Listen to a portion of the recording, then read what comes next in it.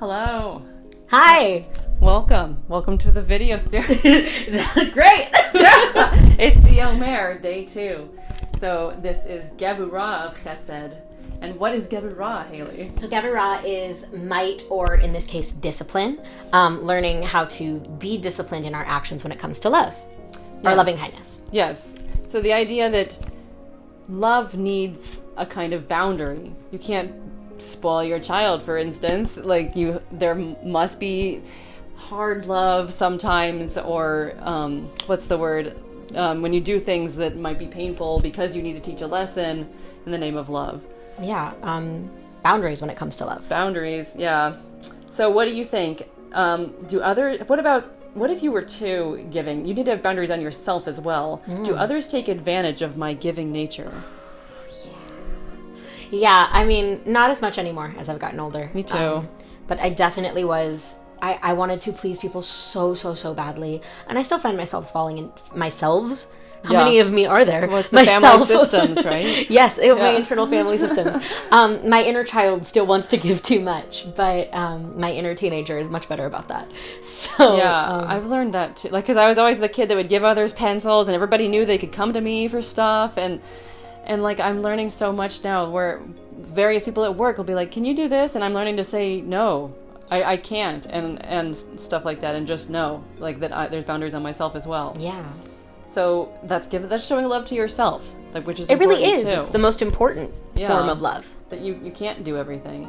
How about a lot of these relate to children, which we don't have any. So it's okay. Do I respect the one I love, or is it a selfish love? Am I sensitive to his feelings and attitudes? I'm going to do this so fast because I once saw a Hasidic rabbi talk about something called fish love. Somebody says, I love fish, and then they eat the fish. That's not showing love to the fish, right? That's fish love. So this idea of using somebody else because of how it makes me feel versus giving to somebody else because of how it makes them feel. Wow.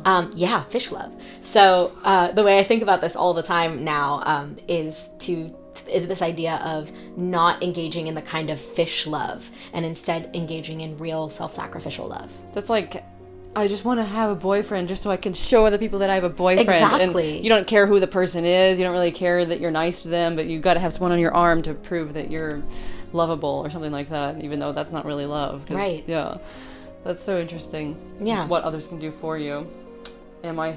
How about you? Do I respect the one I love, or is it a selfish love?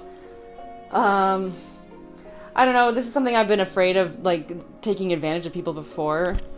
I was just worried because the light changed on this.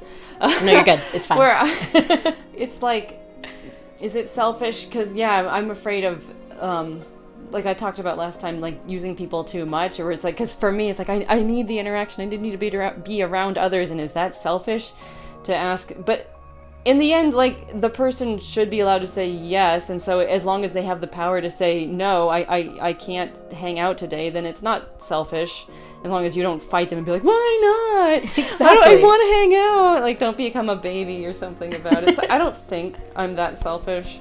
I might have found you to be selfish. Okay. I might have been, a long time ago, but, a teenager or something, when we're all learning that. I don't know. We're humans. We're allowed to make mistakes. I know, and to grow. In my love, is there as much emphasis on the one I love and his ability to contain my love as there is on me and my giving? So this, going back to the self-love thing. Yeah. The idea, we had briefly spoken earlier about this idea that I need to look at the person that I'm in front of and honor their capacity to receive my love. Am I giving too much, or am I not giving enough? Because I don't understand their true capacity, which is all just a type of conversation.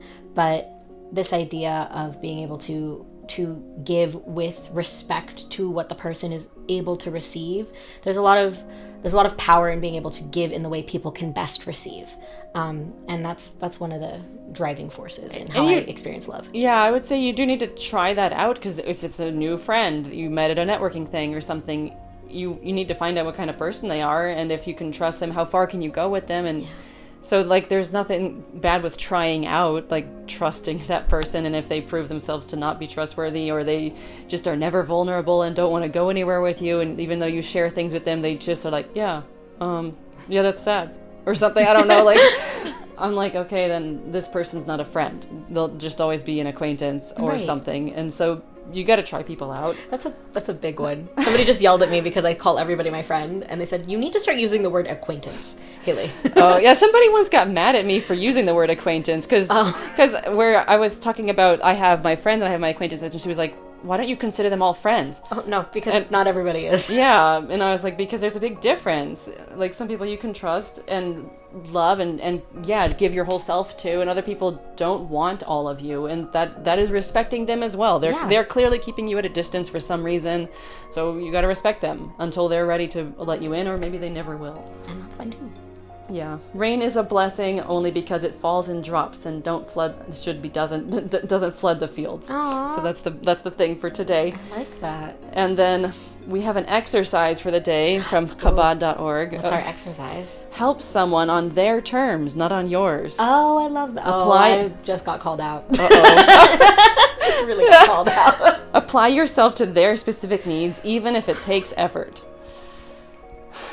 I think about, I don't know, some certain coworkers where, yeah, like I know what they need. They don't need me to come tell my life story to them, but like maybe they just need help with a paper or the mail or something. Like, yeah, it's like at work, we're not there for socializing. We have to help each other in a different way. Accomplish tasks. Like, yeah, you help people in what is appropriate. This is sort of withholding, like it's not, well, it's showing love. It is showing love, and but it's also being appropriate with your love. That's all what Gevurah of Chesed is about. Right. Yeah. I love that. Being appropriate with boundaries, and don't spoil people, and don't waste yourself on others. So thank you. Be the rain, not the flood. Yeah. We hope you learned something and can go forward with the exercise. Yay. Thank you for joining us. Bye. Bye.